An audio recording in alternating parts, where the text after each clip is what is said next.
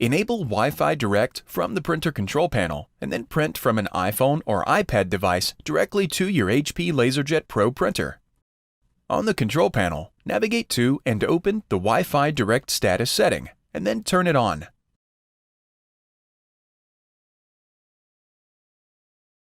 On your iPhone or iPad device, open Settings and then tap Wi-Fi. From the list of available networks, select your printer with Direct in the name. If prompted to enter a password, swipe down on the printer control panel and then touch the Wi-Fi Direct icon. On your iPhone or iPad, enter the Wi-Fi Direct password and then tap Join. Return to the home screen and then open the document you want to print. Tap the Share icon and then Print. Touch Printer. Select your printer and then touch Print. When you're done printing, reconnect the iPhone or iPad to your wireless network.